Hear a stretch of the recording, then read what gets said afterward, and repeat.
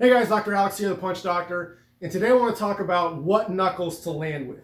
Do you land with these two, which seems to be popular and common thought these days, or do you land with these three? Now, I think you should land with these three, and I'm going to explain why. So, I think it's actually a newer trend to talk about landing with these first two knuckles. I think over time, a lot of wisdom from all the old trainers has been lost. So you think about guys like Eddie Futch, Angelo Dundee, even Emmanuel Stewart in recent times. Some of the greatest trainers of the many last decades. I think that when they passed, a lot of their wisdom passed with them. Boxing is not a tremendously popular sport. If you're a young athletic person, probably going to be drawn to football, basketball, baseball, maybe even MMA these days. Boxing used to be a lot more popular, and it's just not anymore. There used to be a boxing gym like in every neighborhood, and it was something that young boys and men would go and do just as a normal part of life, right? To kind of develop into men. Now, I think when a lot of these guys passed on, they didn't pass on their knowledge and wisdom, and I think we're worse off for it. Now, when we talk about landing with these three versus these two, commonly thought these two are the knuckles to land with. And I think that came about because of hand injuries, right? You think about a boxer's fracture. Boxer's fracture is the carpal bone of the ring finger, essentially. So people saw that was getting broken a lot. They're like, oh, well, let's switch up what knuckles we land with, and probably went to these two. Now, I think for a number of reasons, these three are the ones to land with.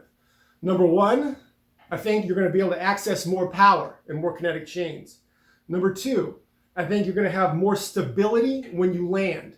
It's going to impact, the distribution is going to be impacted on 3 bones rather than 2. And I think ultimately it's going to cause you to have safer hands. So let's get into it. So in Jack Dempsey's book called Championship Fighting, I think it's the first time I saw this 3-knuckle landing. I think instinctively I was doing that just because when you punch anything that's really hard, you're going to feel a lot better if you're landing with these three rather than these two. Like if you go to punch a wall or punch some cement or a hard piece of wood, it's going to feel a lot better landing with these three rather than these two. And I think I sort of just adopted it, naturally. However, Jack Dempsey talks about the power line. Now, in his book, the power line goes from these 3 knuckles down the bottom of the arm and into the torso. And there's an exercise for it called, I think it's a power line exercise. So I want you to go to a wall and lean all your weight against the wall. Now use these 3 knuckles at first and see how that feels. Then roll over to the top 2. Now which one feels more stable? I'm going to let you decide that. For me, I feel a lot more stable, even shoulder stability with these 3 knuckles. With these 2, your arm kind of lifts up. It doesn't feel quite as stable. I was watching a short from these guys, Self-Defense Goat, and they talked about that not too long ago too. And they had an example of going down and doing a push-up on these 3 knuckles versus these 2. And you can do that too, so try it out. I think you'll find that the stability inherent in these 3 knuckles is substantial. So try it out yourself. Additionally, you can go a little bit lower and try it. Lean all your weight against it. Do the 3, and then do the 2. And see what feels a little bit more stable, a little bit more natural. So Jack Dempsey talked about that power line. Now I sort of adopted that when I talk about kinetic chains. So if you've seen my other videos about how to throw a good hook, how to throw a straight, whether it's a straight left or straight right, I talk about kinetic chains and using your kinetic chains to generate power. So utilizing these 3 knuckles as a landing medium is going to use those larger kinetic chains. Ultimately, you'll be able to create a more powerful punch by utilizing those. So now let's talk about impact distribution. So there's always the possibility of breaking a bone. You could always break your hand, you could break your nose, you could break your jaw, right? You can suffer catastrophic injury when fighting. It's always a possibility. Now, think about this. When you land with these 3, you have 3 bones absorbing that power, absorbing that impact. When you land with these 2, it's only 2. Now, granted, they might be larger bones, but I think these 3 add up to to more strength or a better platform for impact than 2 alone, right? It's 3 versus 2. These might be smaller than this one bone, than the main knuckle bone, first knuckle, but these two are going to be, when you combine them, larger. So it's going to offer you more impact stability and impact distribution. Additionally, you're going to be wrapping your hands, so you're going to have a small chance of breaking your hand anyway. I think maybe I've only seen it happen maybe a couple times. I think Floyd versus Gennaro Hernandez, I think. Floyd, I saw him break his hand once. And, I don't think off the top of my head I can think of another one. I'm sure if I sat down and thought a bit about it, I could. But I've only seen that happen maybe once. I've seen one jaw get broken. So it's always a possibility. But if your intention is to land with these 3, and, more importantly, leading with that ring knuckle, which is what Jack Dempsey talks about in his book, great book, you should check it out. If your intention is to land with those and your mind is on it, I think that you're going to have a more stable platform. It's not like, missing, trying to land with these 2, and then accidentally hitting this and breaking it. If you're intending to land with these, I think you're going to have a better chance of protecting your hands, because the impact is distributed over 3 and not 2. Additionally, if you think about the wrist bones, these 2 first carpal bones connect very tightly with the wrist bones and then very tightly with the radius. Between these 3 and the ulna, there's actually a little bit of space in there, and there's cartilage in there. I don't know if this has ever happened to you, but I've had it before where I went to punch something, maybe landed a little wrong, and then felt like a stinger in my wrist right at the top here. It's uncomfortable, and it's kind of like you want to shake it off.